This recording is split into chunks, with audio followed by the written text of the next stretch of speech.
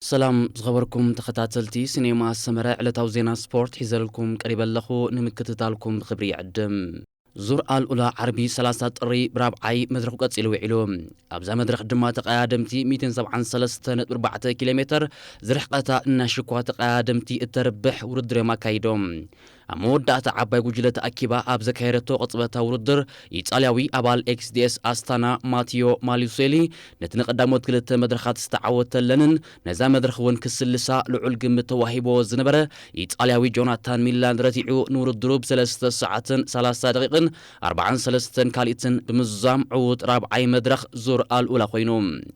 أبالي التريك جوناتان ميلانن أبال تيم بيكنيك هولنداوي فريتيس بيستر بورسن دما بتما سالجزية ديحروم كالأين سالساين ترتحيزوم حنت أزرقيتهم أبزار بعيت مدرخ أبال أستانا هينوك ملو برهان كابعود مدرخ ودقانتو مالوسيلي بتما سالجزية مبل 23 ترتاك حزن كلوش شامبيون إيرترا أبال JCL أوكيو نهم زرعي دما بعسر تربعة كالي ديحرو مبل سوسان حدن ترتحيزوم عود مدرخ ماتيو مالوسيلي دمر ناي بروفيشنال عوتو ناب 10 شومنت أبريخوم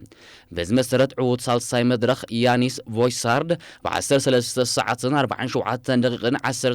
كاليتن مريحنت زور الأولى عكيبوت يوم برتغالوي ألفونسو أولاليو ب4 خاليتات ديحرو كالاي كولومبياوي سيرجيو هايغويتا دما بشدوش خاليتات ديحرو سالساي ترتحيزلوم أبال أستانا هينوك ملوبرهان كامرحي فويسارد بعسر شدوش خاليتات ديحرو تاش عي ترتحيزلوم أبزور الدر بباندير إيرتراز وقبت ماليا JCL أوكيو لبيسو متصوا زركب نهم زرعي كامرحي بشومونت دقيقة شعات خاليتن ديحرو مبل 40 شومونت ترتحيزلوم بنت بي نقداموت كلت مدرخات قدامي كوين استعوتلن إيطالياوي جوناتان ميلان ب3 سنة بي مريحنتو عيكيبو عود رابعي مدرخ ماتيو مالوسيلي ب21 بكال أي ودها جورو أبال كويسر 6.5 ماتيو موسشيت دما بتما صالي 21 بي سالساي ترتحيزلوم إيرتراوي هينوك ملوبرهان بشوعات نتبي مبل 14 تسريع اللوم برتغالاوي ألفونسو أولاليو مريحنت بولسمان السي زور الأولى عكيبوم بريطانياوي بورن كورتن بعسرت حد خليتا ديحرو كالاي كازاكستاناوي أبال أستانا نيكولاس بينكروف دما بعسرت خليتا كاليتا ديحرو سالساي ترتحيزلوم نهم زر أيب شومونت دقيقن حمشت خليتا ديحرو مبل 10 ترتحيزلوم بغانتا هينوك ملوبرهان زوادر لا أستانا قدامي تخوينا تمرحلا غانتانهم زرعي JCL أوكيو دما بدقيقة 23 كاليتن دحرا حمشاي ترتحيزالا زور الأولى قدام ساسا حدن طري بحمشاي مدرخو كزازميوم أبزا مدرخ دما تقادمتي 263 كيلومتر زرحقتا وردركا كايديوم بالجمعة تقادماي ريميكو إيفونوبل بمالي حداس كلابو ريد بول بوراحانس جرو ناي فيلما ناي مدرخ عوة تقونات إيفوم إيفونوبل أبتي بعربي 3 طري نمبل 10 جزيو أب سبانيا استخيدة تروفيو سيرا ترامونتانا استسمي ني حدا معالت وردريو نموادوتو بالعلي دقيقن فرق عن بليد سوق قداماي كوينو تعويتوم أبزا 254.3 كيلومتر شفنت مدرخ إيفونوبل صوتان خزازم 5 كيلومتر مسترفو دحرز غفوتو بيناوي متقعتيو بزيت قاطاصي نور الدروب 3 ساعات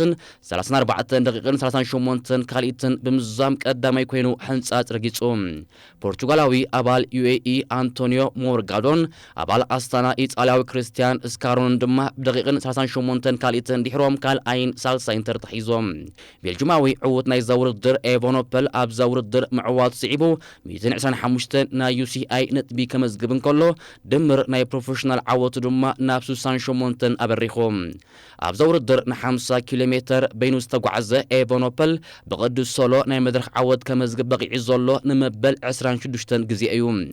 تروفيو سيرا ترامونتانا 13 كاب استخير وردراتو زبريميكو إيفونوبل استمزقب عود اتزقفح متقعتي بزكيرة قادماي استزازم وردر كوين اللوم قدم حجي أبكل 10 شوعاتن بالجماوي تيم ويلنس 10 كيلومتر بينو أتقعو خيدو استعوتو اتزنوحة كوينو تصانح عوت يوم ኣብ ኣጋም ዛም ናይ ዝዓመት ኣብ ዝካየድ ቮልታ እስጳኛ ሳተፋ ክለባት ብወግዕ ተፈሊጠን እተን 18 ናይ ወርሉድ ክለባት ትሑዛት ኮይነን ካብ ናይ ወርሉድ ቲም ክለባት ወጻኢ ኣብ ዝሓለፈ ናይ ውድድር ዓመት ብሉጽ ነጥቢ ዘመዝገባ ቀዳሞት ሰለስተ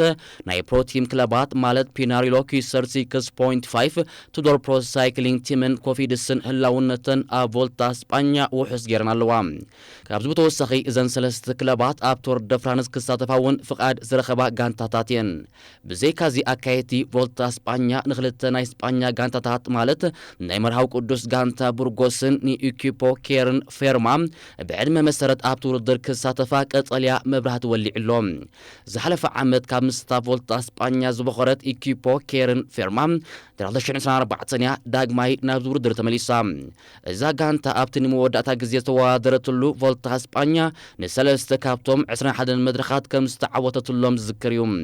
ክልተ ካብ ሰለስተ ዓወታት ኣብ ዓቐብ ኣብ ዝተወድኡ መድረኻት ብፓብሎ ካስትሪሎ ዝመፁ ክኾኑ ከለዉ እታ ሳልሰይቲ ድማ ብዝሃደመት ጉጅለ ኣብ ዝተወደአት መድረኽ ኡሩኮ ቤራዳ ዝተዓወተላ መድረኽ እያ ናይ መርሃዊ ቅዱስ ጋንታ ቡርጎስ ዝሓለፈ ዓመት ኣብ ቮልታ እስጳኛ ዝተወዳደረት ኮይና ሎሚ ዓመት እውን ንካልኣይ ተኸታታሊ ግዝያ ህላውነታ ኣብቲ ውድድር ኣረጋጊጻላ ኣብ ቮልታ እስጳኛ ብቐጻሊ ክትሳተፍ ጸንሐትን ካብዚ ናይ ሎሚ ዓመት ውድድር ግን ተኣልያ ዘላ እስጳኛዊት ጋንታ ካጃ ሩራል እያ ካጃ ሩራል ቀንዲ ምኽንያት ዘይምህላዋ ኣብዚ ናይ ሎሚ ዓመት ቮልታ እስጳኛ ድማ እታ ጋንታ ኣብ ቶር ደ ፍራንስ ክትሳተፍ ዕድመ ድሕሪ ምርካባ እዩ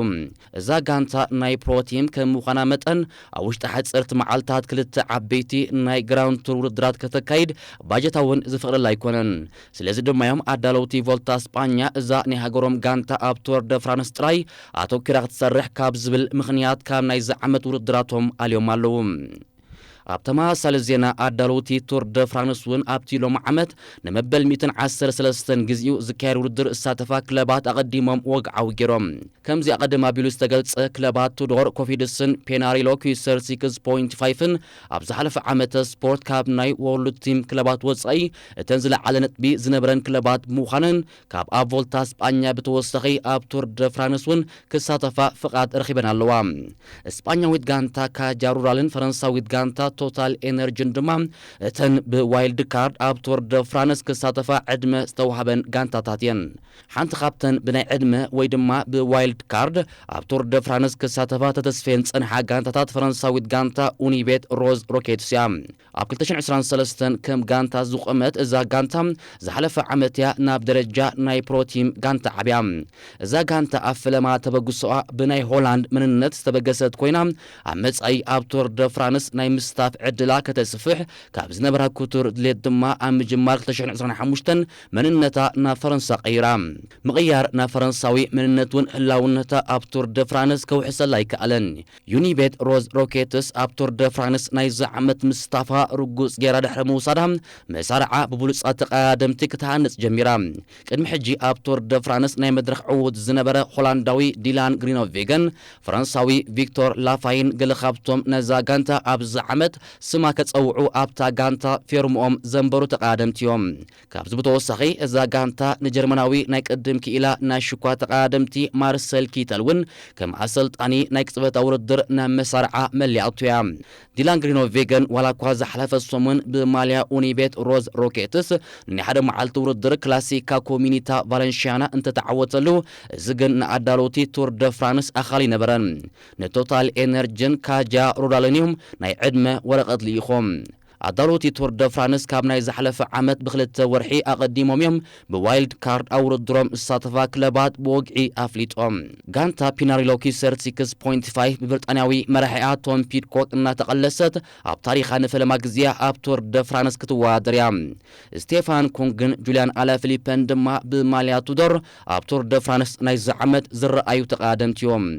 ኮፊድስ ዋላ እኳ ዝሓለፈ ዓመት ካብ ደረጃታት ወርሉድ ቱር ናብ ታሕተዋይ እንተወረደት ሎሚ ዓመት ግን ንመበል 30 ተኸታታሊ ዓመታት ኣብ ቶር ደ ፍራንስ ክትወዳደር እያ ኣብ ቶር ደ ፍራንስ ድሕሪ 1989 ንፈለማ ግዜኣ ክትሳተፍ ዕድመ ቀሪብላ ዘሎ ካጃ ሩራል ኣብዚ ዓመት ከም ናይ ቅድም ኣባል ሞቪስታር ፈርናንዶ ጋቬራ ናብ መሳርዓ መሊኣ ቶር ደ ፍራንስ 2026 4 ሓምለ ኣብ ከተማ ባርሴሎና ብእትካየድ ናይ ጋንታ ናይ ግዜ ውድድር መጋረጂው ክኸፍት እዩ ኤኳዶራዊ ኣባል ኤፍ ኤዱኬሽን ሪቻርድ ካራፓዝ ናይ ዝዓመት ውድድራቱ ዶንጊ ንኽጅምር ዝተቐሰበሉ ቀንዲ ምኽንያት ሞት ወላዲቱ ምዃኑ ኣብ ናይ ኤክስ ሕሳቡ ኣፍሊጦም ካራፓዝ ናይ ዝዓመት ውድድሩ ኣብታ ፖርቹጋላዊ አንቶኒዮ ሙርጋውዶ ዝተዓወተላ ናይ ሓደ መዓልቲ ውድድር ትሮፊዮ ካልቪያ ክጅምር እዩ መደብ ሒዙ ነይሩ ኣብ መበገስ ሕንጻጽ ብዘይምርካቡ ግን ኩነታቱ ከዘራርብ ድሕሪ ምጽናሕ እዩ ኣብ መወዳእታ ውድድሩ ዘይጀመረሉ ምኽንያት ሞት ወላዲቱ ምዃኑ ገሊጹ ካራፓዝ ብዛዕባ ሞት ወላዲቱ ኣብ ናይ ኤክስ ሕሳቡ ኣብ ዝጠቅዖ ጽሑፍ ኣባኽ ዘለኒ ፍቕሪ ካብ ዝዝከረኒ ነዊሕ ዝጸንሕ እዩ ክሳብ ምሳኺ ዳግማይ ዝረኸብ ድማ ፍቕርኺ ምሳይ ክጸንሕ እዩ